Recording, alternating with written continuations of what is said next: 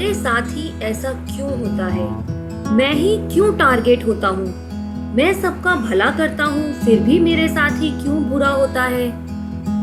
नमस्कार दोस्तों, मैं हूँ दीवा। स्वागत करती हूँ आपका आपके अपने चैनल दीवा जी अपडेट्स 2.0 में। दोस्तों, ऐसे कई सवाल हमारे मन में कई बार आते हैं जब हमारे साथ कुछ गलत होता है, जब हमारे साथ कुछ अनहोनी होती है, कुछ बुरा होता है, तो हमारे दिमाग में आता है कि भगवान तूने ये हमारे साथ ही क्यों किया?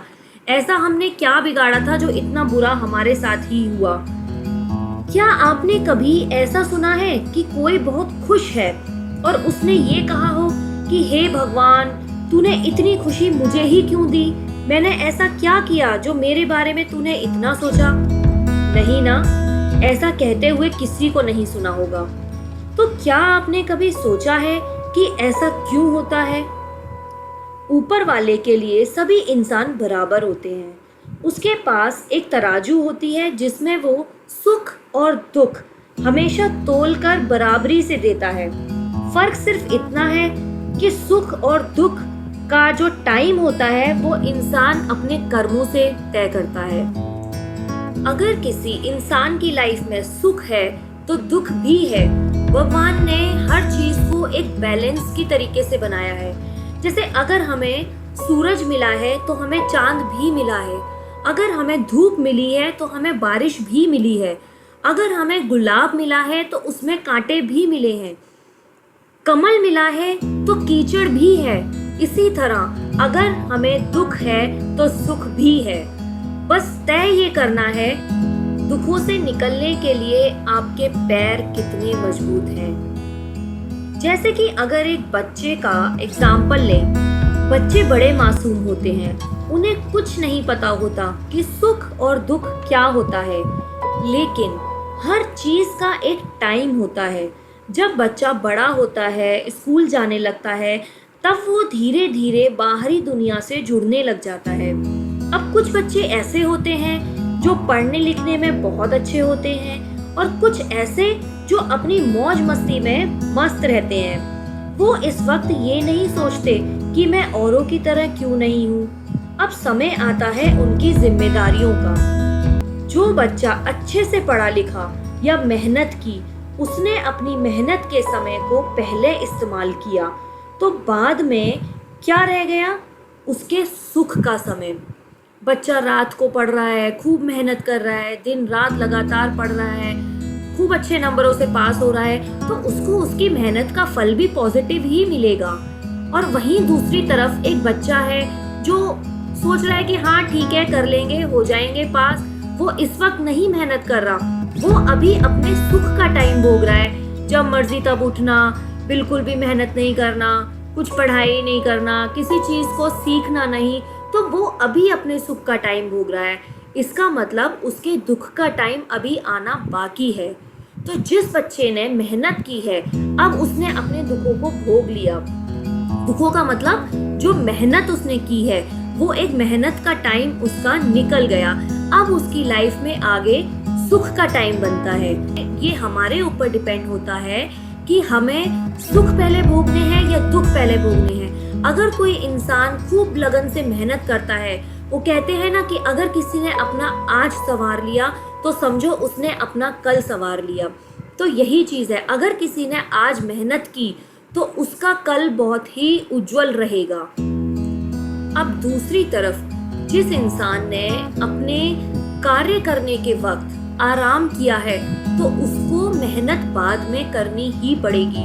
अगर आज की दुनिया में किसी को अपना जिम्मेदारियां चलानी है, अपनी जिम्मेदारियां निभानी है, तो उसको मेहनत करनी ही पड़ेगी। तो चाहे वो मेहनत पहले कर ले, अगर उसने अच्छे से पढ़ा लिखा होगा तो उसको नौकरी अच्छी मिलेगी, उसकी शादी अच्छी जगह हो जाएगी और उसकी लाइफ एक सेटल हो जाएगी।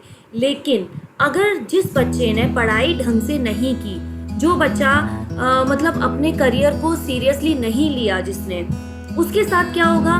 उसके साथ ना उसको जॉब अच्छी मिलेगी, ना उसके साथ में कोई अच्छा फ्यूचर रहेगा उसका।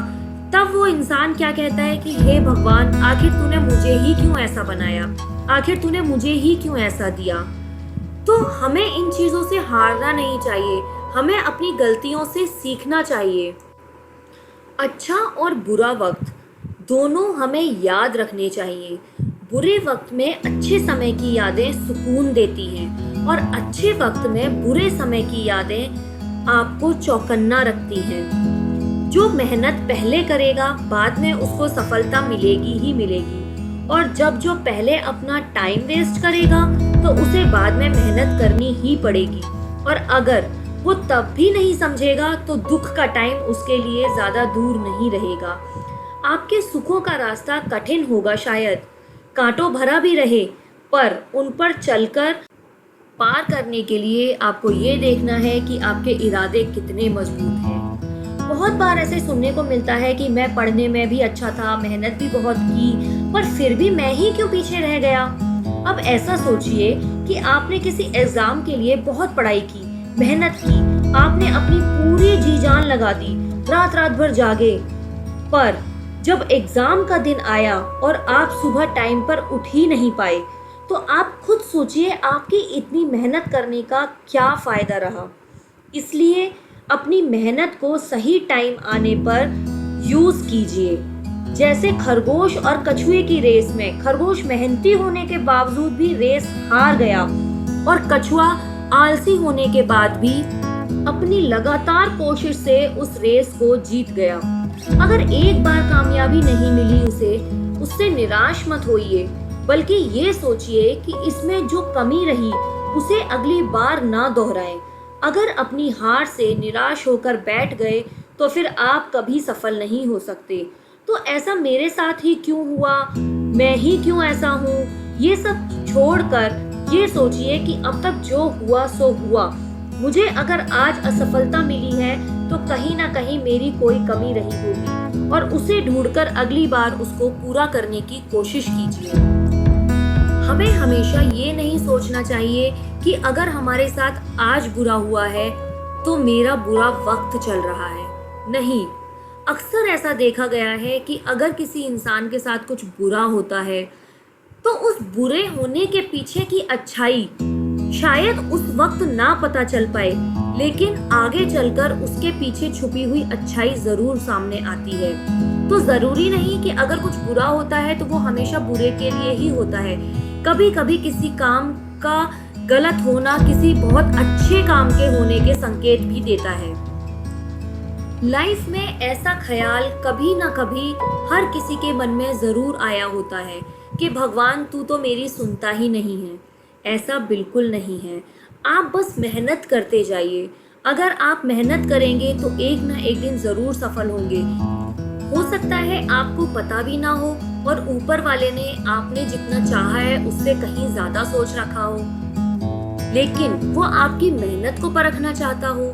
तो बस सबसे ज्यादा विश्वास अपनी मेहनत के ऊपर रखिए, मेहनत करते जाइए, एक ना एक दिन आपको सफलता जरूर मिलेगी। तो दोस्तों, यहीं पर मैं लास्ट में आपसे कहना चाहती हूँ कि अगर आपके दिमाग में कभी भी ऐसे ख्याल आते हैं या आपसे आपके आसपास कोई इस तरीके की बातें करता है कि हे भगवान ये मेरे साथ ही क्यों हुआ, ऐसा क्यों हुआ, तो उन बातों से निराश ना होकर अपनी जो कमियां रह गई हैं उनके ऊपर वर्क कीजिए और कोशिश करिए कि आगे जब वो काम आप दोबारा करें तो उसमें उन गलतियों को ना दोहराएं। सफलता पाने का कोई शॉर्टकट नहीं होता। जैसे कि आप सभी जानते हैं कि अगर हमें किसी कार्य में सफलता चाहिए तो हमें मेहनत करनी ही होगी। इसके अलावा सफलता का और कोई शॉर्टकट नहीं होता है। तो इसी के साथ मैं आप सब लोगों से आज्ञा लेती हूँ। मिलते हैं आपसे नेक्स्ट वीडियो में। और हाँ दोस्तों, अगर आपने अभी तक मेरे चैनल को सब्सक्राइब नहीं किया है तो प्लीज़ मेरे चैनल को सब्सक्राइब कर दीजिए, मेरी वीडियो को लाइक शेयर कर दीजिए और एक कमेंट तो ज़रूर बनती है। और साथ ही साथ आप अगर चाहते हैं तो बेल आइकन भी प्रेस कर सकते हैं, जिससे कि मेरी आने वाली वीडियो की नोटिफिकेशन आपके पास जल्द से जल्द पहुंच जाए। धन्यवाद।